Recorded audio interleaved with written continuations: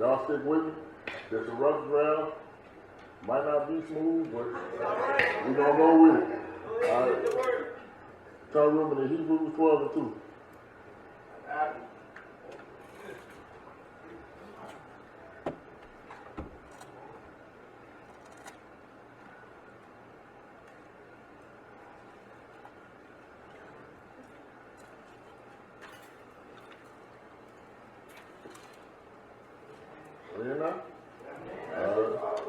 Hebrews 12 and 2.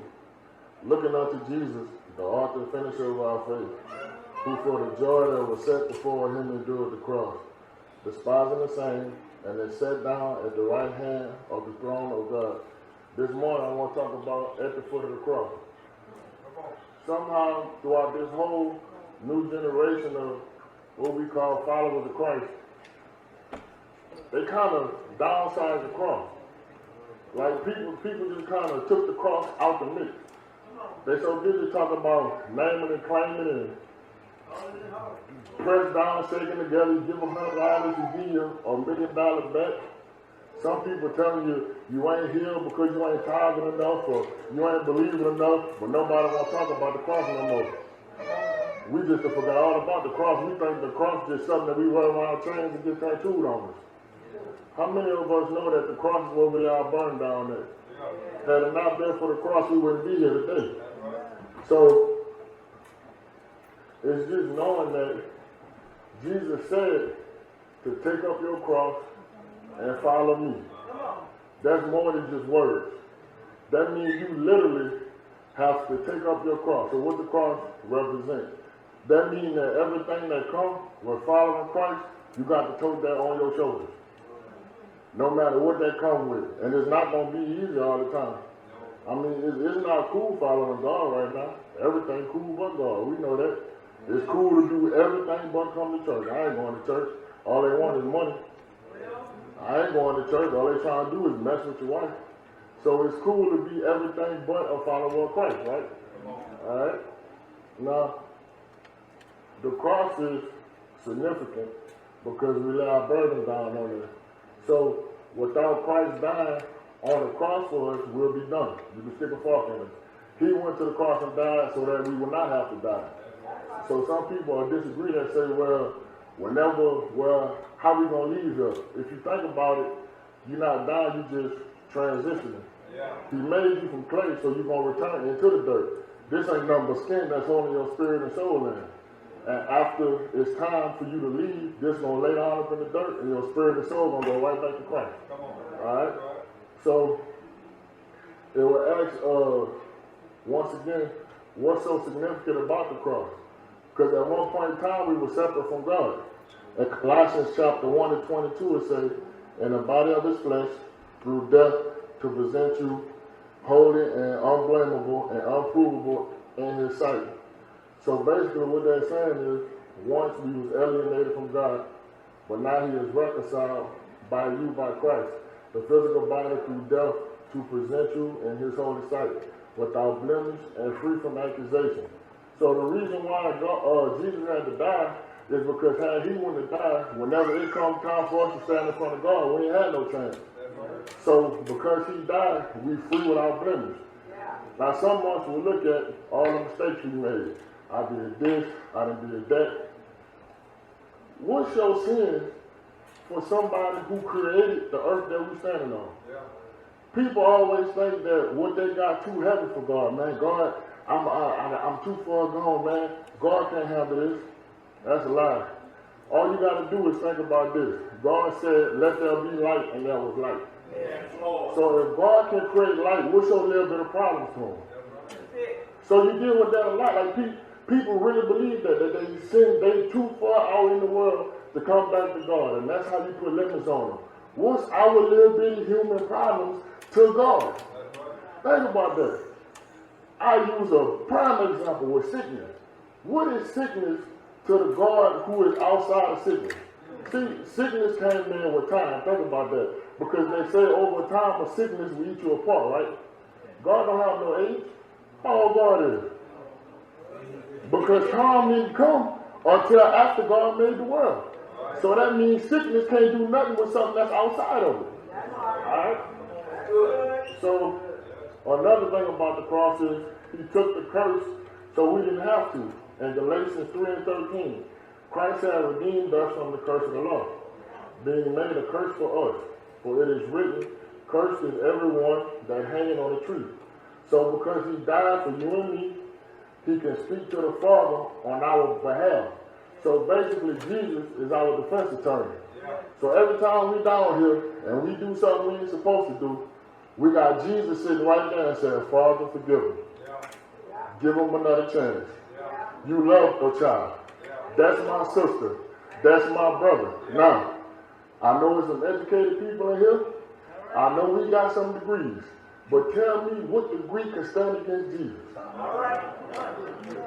I'll wait, don't worry about it. Now, if you want another good point right here, since your degree's so high and mighty and we talk about the cross, who else could have died on the cross? A piece of paper can't do it for you. A piece of paper don't live and breathe, and a piece of paper can't walk on water. Number 2, it said it had to be without blemishes. The perfect lamb, all white. I ain't nowhere near white. I'm probably tall black by now on the inside, all the stuff I've done. So it don't matter how sophisticated you are, how much you think you know, you couldn't die for none of us.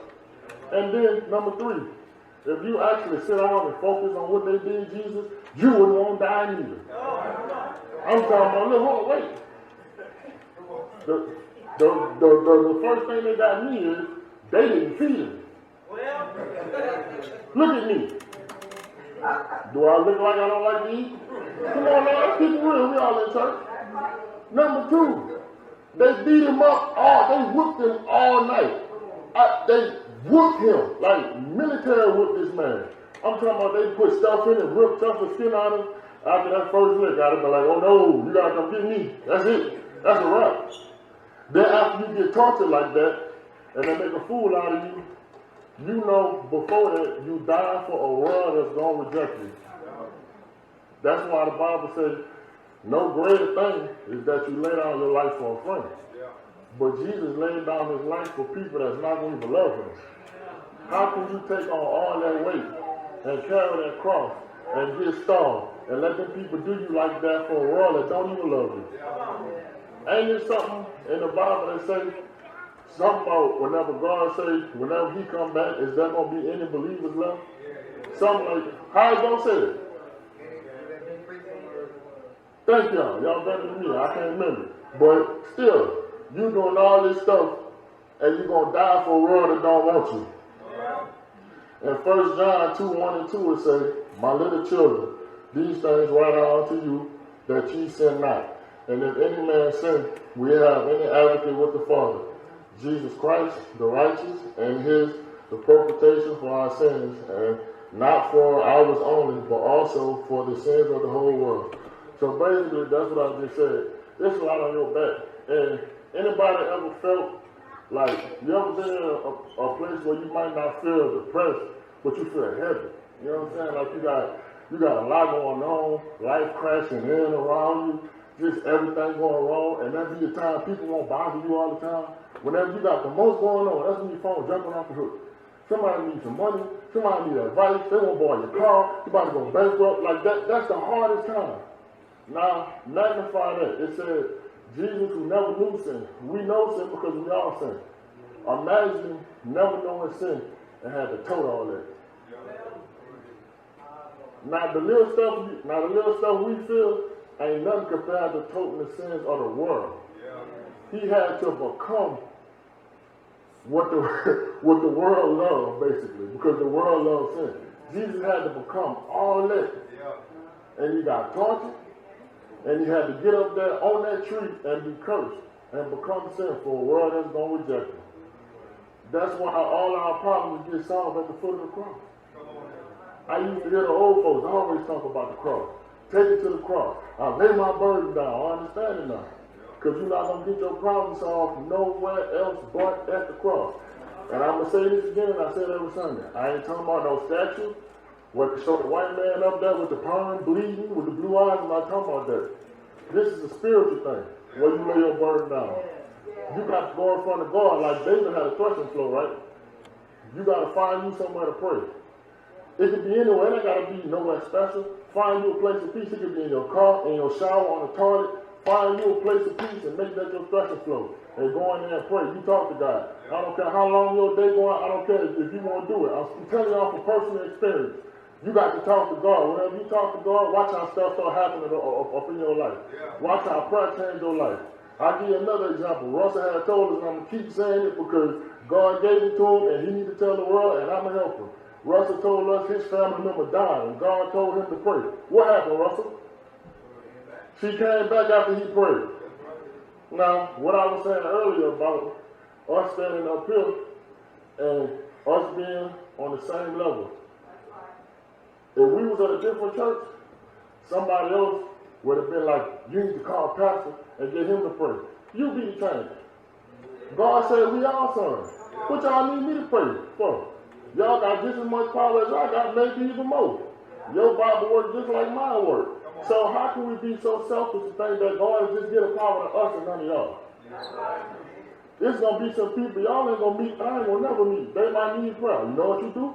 Get there and pray for them. And it ain't got to be fancy. You ain't got to come there like a scholar and all white with the work. You get there and get the business like the old folks used to do. Them old folks will hoop you out that church. Now we talk about the Baptist, but that's the one thing I'm missing, how they used to pray. Man, them old deacons would get down there with a handkerchief and a towel, throw that towel on the floor and kneel and get to praying, and Satan himself couldn't stand up in there the way he be talking to God. But what they'll do, they take their towels and they lay them where? At the foot of the cross. So, before we accepted, but before we accepted him, he still showed us love. In Romans 5 and 8. But God commanded his love towards us in that while we were yet sinners, Christ died for us. This is something strong to me because how can you love somebody who really don't even know what love is? That's why they say God is a father. Because if you think about it, we're his kids, right? And I think about us. Whenever a baby comes into this world, a baby can't really understand love. Like the baby know comfort, the baby know the parents, and the baby know if, mama picks me up, I'm good. Daddy hold me, I'ma eat. But they don't understand love. That's how we are whenever we first come to God. We think we know what love is. We don't understand love. The world taught us that love is when you lay hold of Zion and do something to make a baby. But think about it. Most of the people you love, you don't even do that with. Love not based on that. Love is based on putting people above yourself. And in this world, they shut you down for that. You might see somebody standing outside who might ask you for $5. I ain't giving them my money. Why not? You're going to spend it on something you don't even know what it's down $5. Like, I'll give you an example. I remember one time I was at work, and they got this stove that sells speakers and CD players. I'm still into that. I ain't going to let that go on my child at heart. But it's a Arab stove. And every time we go into the stove, the dude try to cheat us. I don't know why I was going in the stove, because I know it's too high and I ain't going to buy nothing. A CD player is $350. I can get it offline for $80. But something kept on telling me to go. So I went, and it was a dude standing outside. And the dude had walked up to me. He like, say, brother, man, look, I just got fired from my job. I was trying to see if I could get a little money to get something to eat. Now, he talks better than me. Now, naturally, I'll be like, man, this dude jobbing me. But whenever you're dealing with God, sometimes he'll just get you to do stuff for people. And you don't know why. Or you know they're jumping you. Or you know they're shopping you. But whenever God look at it, he's going to see that your heart is right. So I gave him a couple $. He got something, he came back out and tried to hug me. Oh, man, thank you. Y'all know me. I ain't hugging no man. I ain't cutting him out. Jumped in my truck and love. But God is the true example of what love is. God loved us before we loved him. And that is hard to do. Can you stand in here and really tell me that you love somebody who don't love you? If you're under 50, don't raise your hand, because we ain't done it yet. I'm saying, think about it. A lot of these older folks came up in a rougher era. And they had to love people like the whites only water fountains and all that. They had to love these people who said, I'm not going to feed you in the front, go in the back. Y'all can't come to school here because y'all skin too dark. Y'all can't play in this park And they still had to love these people. So God will really show us what love is. Alright? So, on top of Jesus dying for us, and God showing us love, and our answer being at the foot of the cross, how many of us know Jesus had to humble himself to come down here and die for us? Because, I mean, you in heaven. We know in heaven, they ain't got no lack up there. Like I was thinking, I'm like, whenever Lazarus died, and Jesus called him back, I asked Jesus, why you called me back? Man, if I'm in heaven, I done got a taste of heaven, and you call me back down here? I done saw the Father, I done talked to Peter, I done met David and all this. Man, what you call me back here for? But Jesus came from that existence, not knowing thirst, not knowing hunger, not knowing sin, not knowing none of this stuff we know, and came down here to die for us, for a world that's going to reject him. Alright? And so I got Philippians chapter 2, verses 7 and 8. But made himself of no reputation, and took upon him the form of a servant, and was made in the likeness of men. And being found in fashion as a man, he humbled himself and became obedient unto the death, even the death of the cross. So it said God humbled himself. Humble means being low. So when he humbled himself, it says he took the form of a servant. We know what a servant is? No, not supposed to be no servant in here. That's just for the white folks. We keep it real, just us in here. Who in here like willingly want to be a servant? Shine somebody's shoes. Who want to do that? Jesus came down and humbled himself as a servant. When I always think about, like, whenever say servant, whenever Jesus was riding to the town, Jesus could have came with 6 big white horses, a big platinum chariot, had his big old afro glowing and stuff like that. But how he came? On a donkey. Humble. Came on a donkey. And that's the same Jesus that rode in on a donkey, that humbled himself and rose up in 3 days. We're going to get to that though. That's the good part. Alright? So, we know that the cross is considered foolish to some people. In 1 Corinthians 1 and 18, for the preaching of the cross is to them that perish foolishness, but unto us which are saved, it is the power of God. So here we got some people don't even talk about the cross. The Bible tells us. And the Bible been wrote way back then. So even since then, some people consider teaching the cross foolishness. How was the cross foolishness if that was our salvation? How is that the reason why we probably gonna make it into heaven, because he had to die on the tree? So anytime we talk about the cross, it's gonna rub some people the wrong way. Don't make me no different. I probably ain't gonna make it on TV or nothing, no way. It don't make me nothing. You gotta keep that type of attitude. I'm serious. Whenever you really walking with Christ, you could be line on line, precept upon precept, and somebody want to debate you. Now you ain't gotta do it. You ain't gotta argue with the Bible. The Bible don't prove itself. You ain't gotta argue about it. But you're saying, how can the very thing that gave us salvation be foolishness? Alright?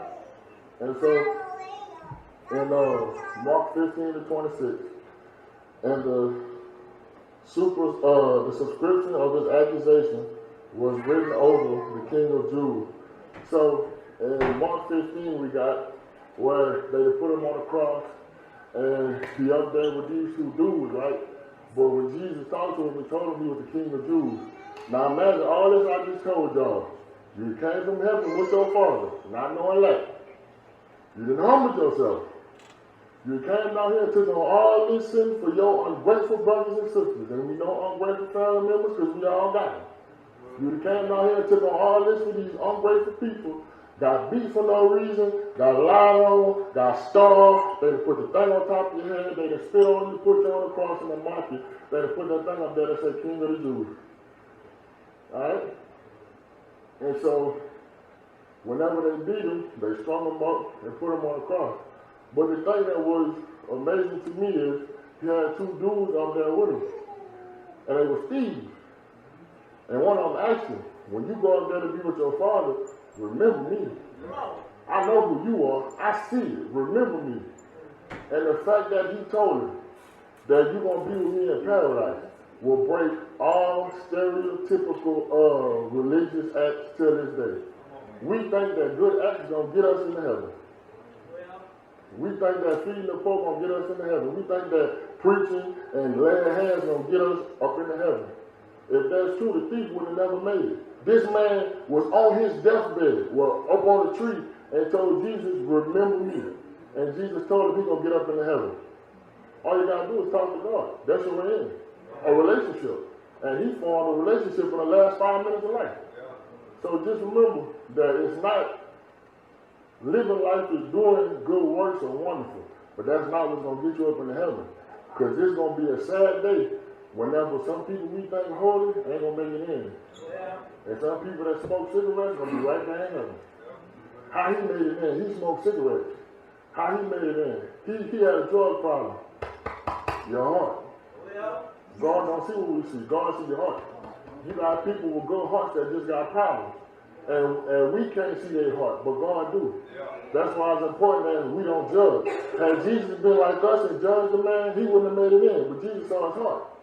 His heart was in the right place. Please remember me. He humbled himself. Please remember me. I see who you are. And that's what we got to start doing. Look, we got to try to see people's heart. Just because they don't live up to our standards, don't mean that they're not going to go nowhere. God might have them up in that season of life to set them up for something bigger. That's how I think. Now, I see somebody sleeping on the side of the road, I say, one day God's going to have them doing something big. I see somebody on drugs, one day God going to sober them up and have them ministering to everybody. I see a hooker, one day God going to stop up and sit on her body and make her have plenty of little women around here. So just know that God sees us the right way, all right?